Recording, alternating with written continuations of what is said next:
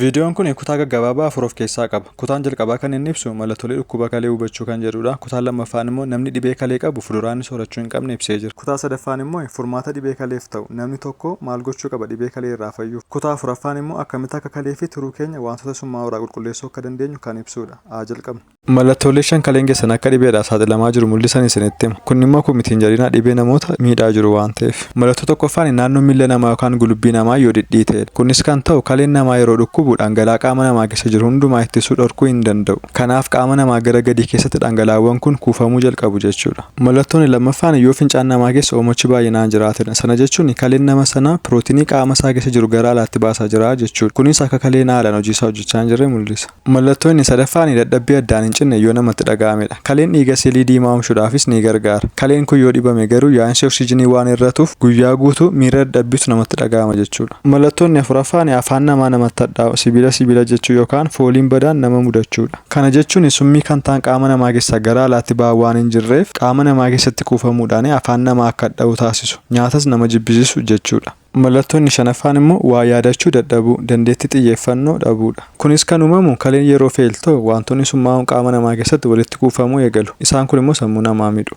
Fuduraalee soorataa kalee keenyaaf gaarii hin taane isinitti hima. Namni baay'een kana hin beeku sirriitti dhaggeeffadha. Maatii keessanis gorsuu waan dandeessaniif. Namoonni dhibee kalee qaban nyaata potaaseemiin itti baay'atu nyaachuu hin qaban. Yoo nyaatan dhukkuba isaanii daran itti hammeessa waan ta'eef. Inni tokkoffaan muuzidha. Muuziin potaaseemiidhaan badhaadhaadha. Kaleen dadhabee jiru immoo potaaseemii baay'ee ofirraa ittisuu hin danda'u. Nama kaleen isaa dhukkubuuf balaa qaba jechuudha. Inni lammaffaan burtukaanadha. Burtukaanni gaarii yoo ta'eyyuu potaaseemii baay'ee of keessaa qaba. Kanaaf sadarkaa dhibee kalee sanaa olaanaa taasisuu danda'a. Inni sadaffaan abukaadoodha. Abukaadoon baay'ee barbaachisaa ta'ullee garuu kalee dhibamee jiruudhaaf gaarii miti. Abukaadoon potaaseemii fi cooma yookaan zayita olaanaa of keessaa qaba. Kun immoo akka kaleen siraan hojii isaa hin hojjenne taasisa. Fuduraa inni afuraffaan aprikootii fi direen firuut kan jedhamanidha. Isaan kun biyya keenya keessatti baay'inaan argaman. Ardee ishaarratti baay'inaan argamu. Sukkaara of keessaa waan qabaniifis kalee dhibamee jiruudhaaf hin ta'an. Fuduraa inni shanaffaan istaar firuut jedhama. Boci isaanii urjii waan fakkaataniif akkas jedhaman.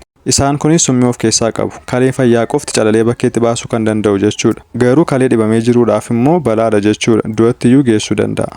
Kaleen keessan gargaarsa barbaadee isinitti iyyaa jira. Isin garuu hubachuu dhiisuu dandeessu. Yeroo hirribaa kaatan ulfaatinni keessan yoo dabale, garaan keessan yoo bokoke, dadhabbii yoo isinitti dhaga'ame, halluu fincaan keessan yoo jijjiirame, kana ittisuuf immoo bishaan baay'ee dhuguun keessan iyyuu yoo furmaata isiniif laachuu dide, karaa ittiin kana hundumaa to'achuu dandeessaniin amma isinitti himu. Karaa uumamaatiin qulqullina kalee keessan eeggachuutiin wantoota summaa'oo ta'an kalee keessan irraa ittisuudhaaf dhugaatii filatamaa ta'e kalee dhibame fayyisuudhaaf gargaaruun isinitti hima. Baala maangoo aaraa isaa 5 muka maangoo irraa fudhadhaa. Sanaa booda miicaatii distii keessa kaa'a. Bishaan kubbayyaa 2 itti naqaa. Muka qarafaa 2 itti dabala. Qarafaan yaa'insa yookaan marsaa dhiigaa qaama keenyaa fooyyessuuf ni gargaara. Dhibee kalee ittisuufis ni gargaara. Sanaa booda erga walitti maktanii ibidda ho'iinsa gadaanaa qabu irratti daqiiqaa 10dhaaf danfistu. Akkasitti baala maangoodhaa fi qarafaa sana ibidda irratti akka ho'isuu gochuun keessaan keemikaala oksaayidii dhabamsiisuu danda'uu fi fayyina kennuu danda'u achi keessaa akka ba'u taasisa. Sanaa booda ibidda sana balleessuun yeroo inni akka qabbanaa'u ta'u ganama utoo maan nyaatiin kubbayyaa tokko fudhadhaa. Torban tokkoof jechuudha. Kun dadhabinni akka isinitti hin dhaga'amne fi miirri salphaa ta'e akka isinitti dhaga'amu taasisa. Fincaan keessanis ni qulqulleessa. Kutaa lammaffaa kana keessatti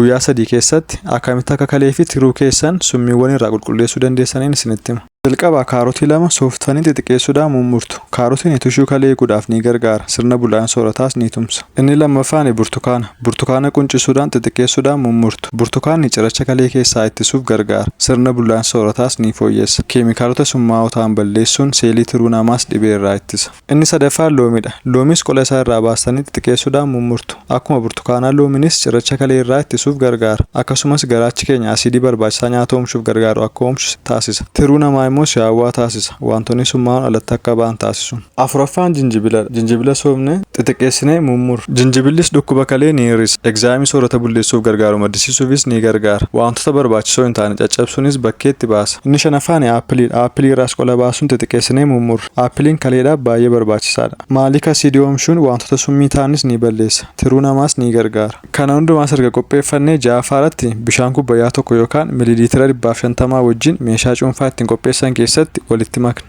Bifuma kanaan cuunfaa kana hojjettu jechuudha. Cuunfaa kana dhuguunis egaa kalee keessan ni qulqulleessa, sirna bullaan soorataa keessan ni to'ata, tiruu keessanis ni qulqulleessa. Torbaniif ganama yoo fayyadamtan gaariidha. Mata duree kan biraa barbaaddan koomentii godhaa. Horaa bulaa.